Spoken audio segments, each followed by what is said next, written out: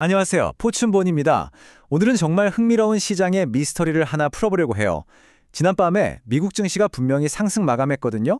그런데 이상하게도 핵심 메모리 반도체 주식인 마이크론과 샌디스크 주가만 뚝 떨어진 겁니다. 도대체 왜 그랬을까요? 오늘 그 숨겨진 이야기를 한번 파헤쳐 보겠습니다.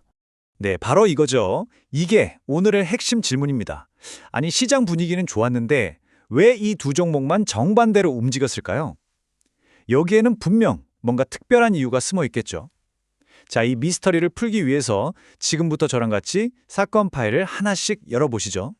첫 번째 단서는 바로 마이크론입니다. 사실 마이크론 최근 실적도 괜찮았거든요. 대체 이 회사에 무슨 일이 있었던 걸까요?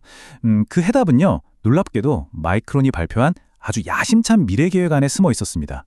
네, 바로 이 숫자. 와, 33조 원이라니.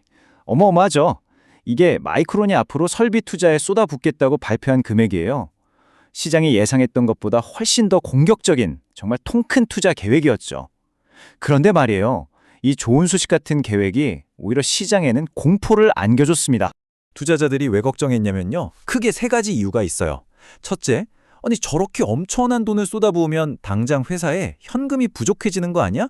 하는 현실적인 우려가 있었고요. 둘째, 공장을 막 돌리다 보면 감가상각비 같은 비용도 늘어나고 결국엔 수익성이 떨어질 거라는 걱정도 있었죠. 하지만 가장 큰 공포는 따로 있었습니다. 바로 공급과잉이라는 반도체 업계의 아주 오래된 악몽이에요. 너도 나도 이렇게 공장을 지어대면 결국엔 칩이 남아 돌아서 가격이 폭락할 거라는 두려움.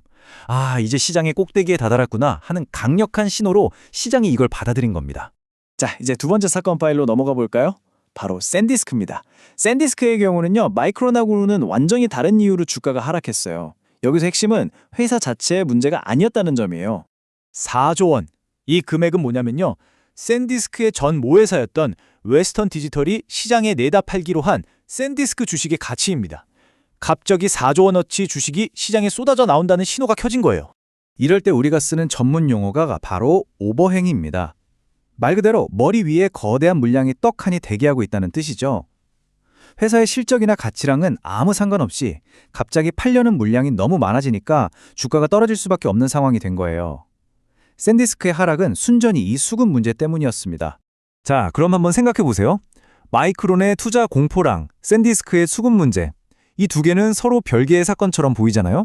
그런데 여기에 세 번째 플레이어, 바로 우리나라의 SK하이닉스가 딱 등장하면서 미스터리의 그림이 완성됩니다. SK하이닉스의 발표가 이 두 사건을 하나의 거대한 흐름으로 묶어주는 결정적인 단서가 됐거든요.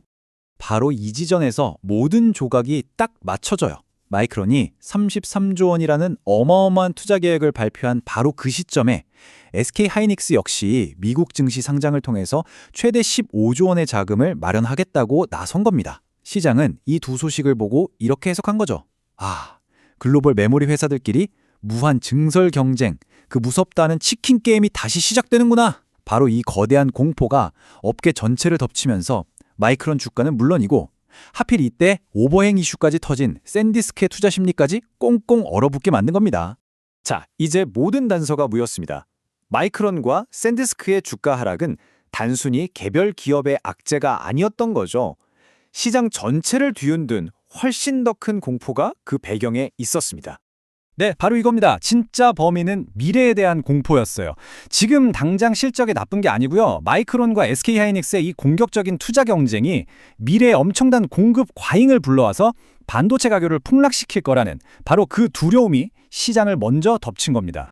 이 사건은 우리 투자자들한테 정말 중요한 교훈을 줍니다.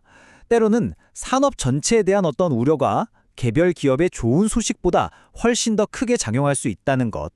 그리고 시장은 항상 지금 현재보다 앞으로 일어날 미래의 가능성에 더 민감하게 반응한다는 사실이죠. 결국 이 거인들의 싸움이 시장 전체를 흔들 수 있다는 점 꼭 기억해야 합니다. 자, 그럼 마지막으로 여러분께 이 질문을 던져보고 싶어요. 이렇게 미래에 대한 공포 때문에 좋은 기업의 주가마저 하락했을 때 이걸 위험 신호로 보고 피해야 할까요? 아니면 오히려 시장의 과도한 우려를 이용해서 싸게 살 수 있는 절호의 기회로 삼아야 할까요? 이 질문에 대한 답은 여러분 각자의 투자 전략과 원칙에 달려 있을 겁니다. 신중하게 고민해 보시길 바랄게요.